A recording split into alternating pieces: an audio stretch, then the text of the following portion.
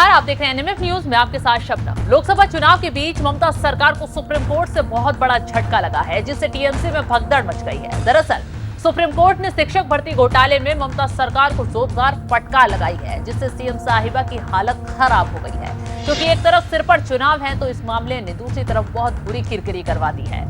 Court ने पहले तो बड़ा फैसला सुनाते हुए शिक्षक भर्ती घोटाले में सीबीआई जांच पर रोक लगाने से इनकार कर दिया है और कहा है कि शिक्षक भर्ती घोटाला एक सिस्टमैटिक फ्रॉड है, यानी कि सोची समझी चाल के तहत इस घोटाले को अंजाम दिया गया है। गुस्से में लाल चीफ जस्टिस डीवाई चंद्रचूड़ ने सुनवाई के दौरान जाहिर किया और फटकार लगाते हुए कहा कि सरकारी नौकरियों की वैसे ही इतनी कमी है, अगर जनता का विश्वास चला गया तो कुछ नहीं बचेगा। ये सिस्टमैटिक फ्रॉड है। एक तो सरकारी नौकरियां है नहीं और सिस्टम में क्या बचेगा अगर उन पर भी दाग लगता है। आप इसको किस तरह रखेंगे? अब इस मामले में कैसे ममता बनर्जी फंसी और क्यों सुप्रीम कोर्ट ने छूटते ही फटकार लगाना शुरू कर दिया, चलिए बताते हैं। दरअसल ममता सरकार से सुप्रीम कोर्ट ने शिक्षकों की भर्ती का डाटा मांगा था, लेकिन सरकार ने हाथ ही खड़े कर दिए। कोर्ट में सरेंडर करते हुए छूटते ही कहा उनके पास इस शिक्षक भर्ती घोटाले में शामिल हुए लोगों की इस परीक्षा का डाटा नहीं है।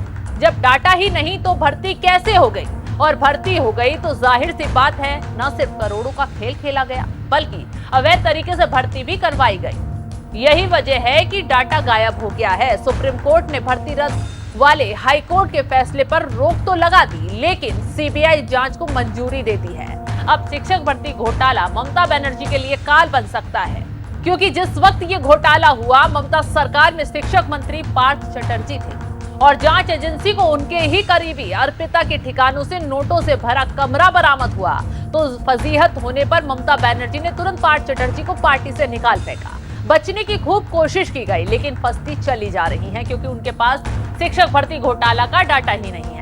अब इसी के साथ सुप्रीम कोर्ट ने तगड़ा फैसला सुनाते हुए कहा इस भर्ती में जो लोग अवैध रूप से भर्ती हुए हैं उन्हें अपनी तनख्वाह लौटानी होगी। यानी कि अब सुप्रीम कोर्ट भी करोड़ों अरबों के इस खेल को लेकर सख्त हो गया है।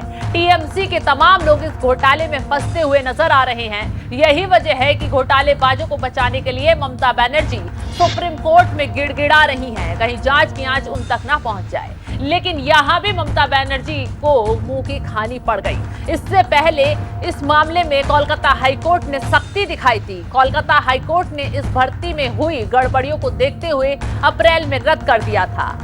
हाईकोर्ट ने अपने आदेश में साफ शब्दों में कहा 25,000 से अधिक शिक्षकों की भर्ती को तुरंत प्रभाव से रद्द कर दिया जाए।